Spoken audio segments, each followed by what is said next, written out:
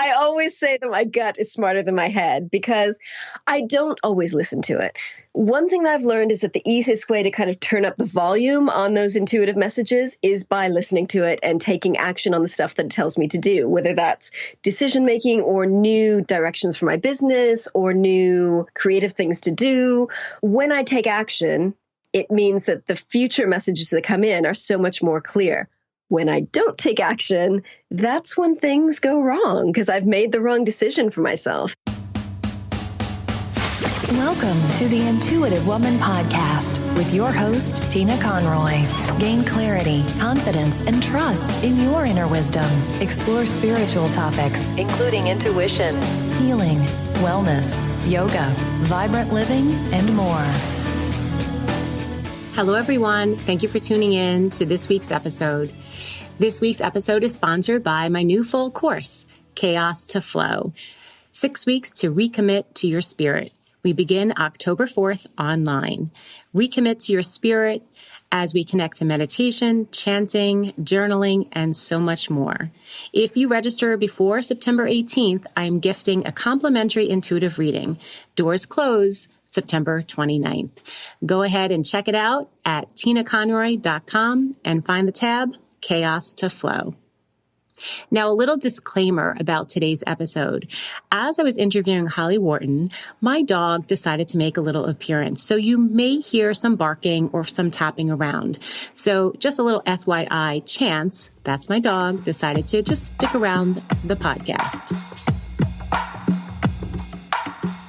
Holly Worton helps women entrepreneurs dissolve their visibility blocks and limiting beliefs around money and success so that they can take easy, inspired action and grow their businesses to new heights. Using a unique process called heart-centered energy work and drawing on her 18 plus years of business experience, Holly is able to quickly cut through the noise and straight to the heart of any feelings of stuckness, frustration, doubt, overwhelm, and anything else that comes up when business isn't going as well as we'd like. Holly ran her first business for 10 years, building it up to become a multi-million-dollar enterprise. When she went into the coaching world, she was confident that she had the business and marketing skills she needed to set up a new company, and she did. But she struggled to grow her new venture quickly because she encountered fears, blocks, and limiting beliefs that she didn't even know she had. She discovered that pushing forward and taking action just wasn't enough. She needed to transform her mindset and release her blocks, as this was the only way to take the right actions to move her new business forward. If you struggle with showing up in your business with confidence and authenticity, if you resist taking big actions because of fears and doubts, if you know deep down that it's possible to create something bigger and yet you're not, Holly can help. Check out Holly, her podcast, and go subscribe. Business Mindset Podcasts, many books on Amazon. She's on YouTube, Pinterest, Twitter, and Instagram. HollyWorton.com. Hey, Holly, how are you today? Hey, great.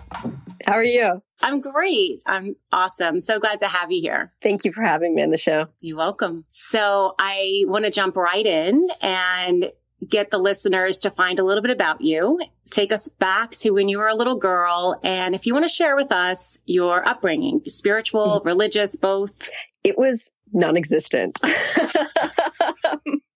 My mother is Christian, never took me to church. My stepdad was Catholic, or is Catholic. Well, I mean, technically Catholic, but never been to church since I've known him. And my parents took me to church a couple of times, only because we had moved to Reno and my stepdad had some friends and they went to church. And so they invited us to church, but they never took me to Sunday school. So I didn't understand what was going on. I didn't understand like the stories behind Christianity, and I didn't have another option. And so I had nothing. And so as a result, I grew up, as I got into high school and college, I would say atheist. Didn't believe in God, didn't believe in any of that stuff. And there was a very notable shift in my life around 2006, so not that long ago, where I was reading a book. And in the book, it said something about how, I forget what the words were, but it was basically about, you can choose to believe in God and, then you can have that connection. And I was like, oh, I could just decide. And so I thought, well, let's give that a try. And I did. And as a result, I ended up joining a spiritual group, which I'm still in. And yeah, but for my upbringing, just very, very nothing. Wow. So was it just a decision that came to you, or was there something going on in your life or a precipice that just pushed you to? Yeah, just not I was at a very difficult stage in my life. I was running a business. I was running my first business with my ex-husband. Relationship was difficult. He was a very difficult person. Things were it was a dark period of my life. And someone had given us this book that was written by someone who was had been in our spiritual group, my spiritual group, for quite some time. And I remember when we were given the book, my ex-husband, who was very spiritual, read it right away, and he thought it was interesting. And I said, you put it on the shelf. I am not interested in that stuff. Not at all.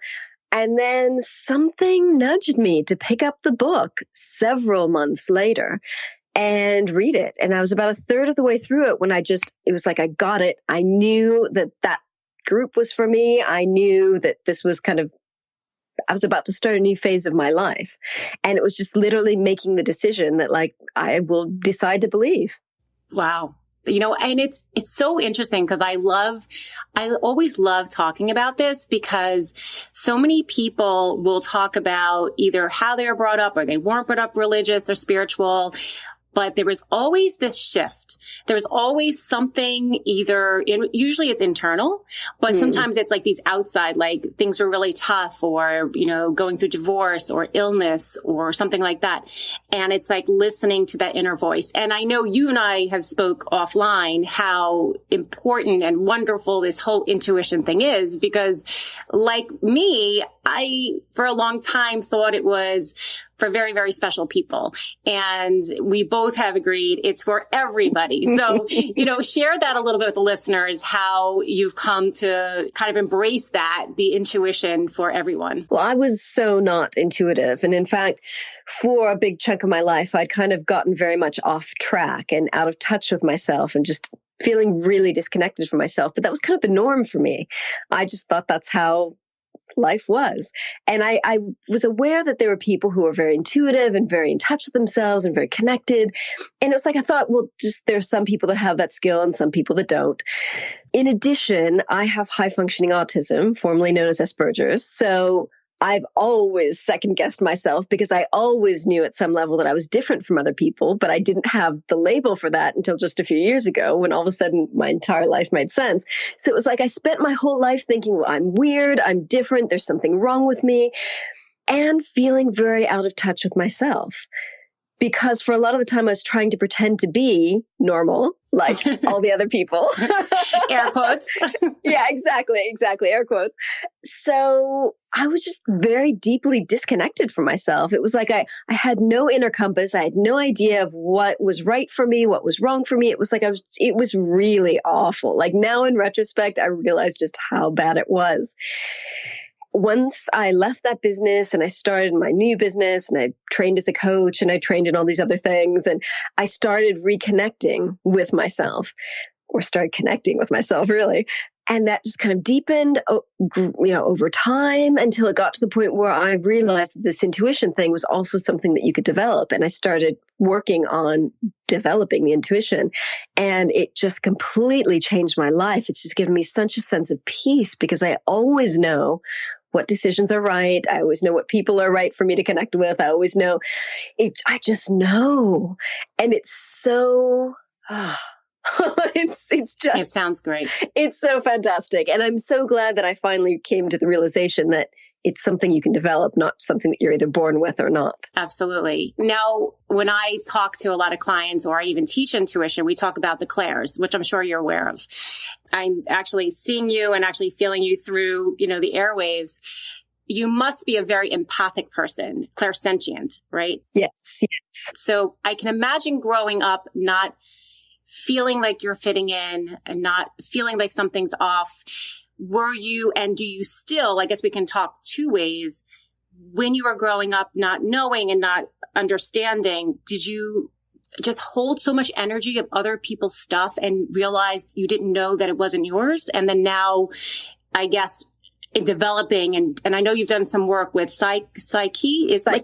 Yeah. So we want to talk about that as well. So talk about, because there's so many people that they don't feel good. It's people's energies. They're empathic. They're clairsentient. And then they feel like something's wrong with them.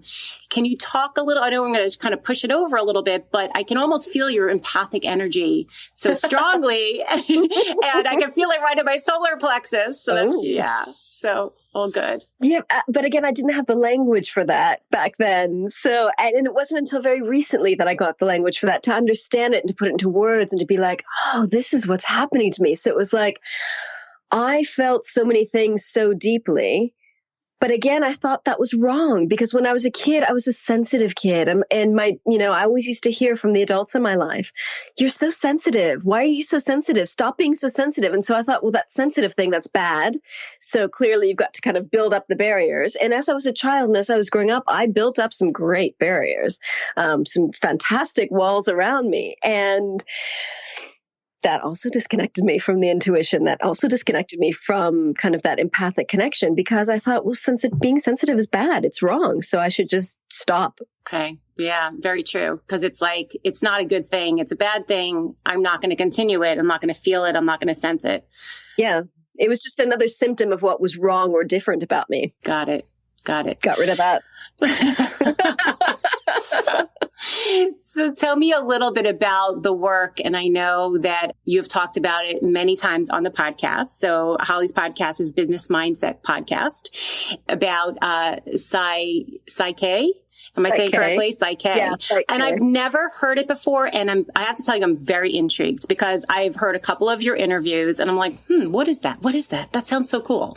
Can you share a little bit about your journey with that? Yeah, that was actually, I trained in Psyche in 2013, so 4 years ago. And that was a huge life shift for me. I was struggling with some personal stuff. I'd already, by that time, trained as a coach back in 2011. I was like really kind of on the personal development journey and really connecting with myself, but had a lot of self-esteem issues, lots of like low self-confidence that was getting in the way of me trying to start this new business. And I ended up training in Psyche for personal reasons, because I also had some personal challenges that I was dealing with. So this friend of mine in Argentina, who was a psychiatrist, had a very kind of alternative psychiatrist, had trained in Psyche. And he said, look, this is a great technique. It'll change your life. Go train in it. He said, don't even just bother going to a session with someone. Do the basic workshop. It's 2 days. Train in it and you'll see. So I did the basic workshop, went home, started using it just compulsively. It was like every night I would do about an hour's worth of work with myself, started seeing massive changes in my life, started seeing just things becoming easier, it being easier for me to make decisions, to step out of my comfort zone. Things were changing so much. And so I did the advanced workshop and I did the health and wellness workshop and I did them all. And then a couple of years later, I did them again because I was using the technique so much by then. It was like I wanted to go through and kind of refresh the details. And it just absolutely transformed my life, my business. I started using that technique to work with my clients. Last year, I channeled a new process, heart-centered energy work, which I'm using kind of both with clients, depending on what they want and need. But Psyche absolutely changed my life. And it's so sad that so few people have heard of it because it's been around since the 80s and it was created or channeled by an American. So you'd think people would know about it. No, I've never heard of it. And did you have to go to a center or were you able to do it online or? No, it's all in person, but there are trainers all over the world. So there are now 2 trainers in the UK, but there was one back when I trained. And I went wherever she was giving workshops because I wanted it so badly. Once I did the basic and I realized how powerful it was and how easy it was to use, I would go wherever she was doing the workshops to do the advanced and the pro and the other ones. Very cool. Very cool. So how do you use, a lot of people ask this question or they're kind of intrigued. I don't know if they ask the question, but I think the intriguement of it is how is intuition? How do you put that into your business? Like how business always seems so black and white sometimes. And then if we have an intuitive business and we can feel and we can sense and we can know and kind of have that flow, we think about flow. How has it changed your business and how do you apply it to your business? I think one of the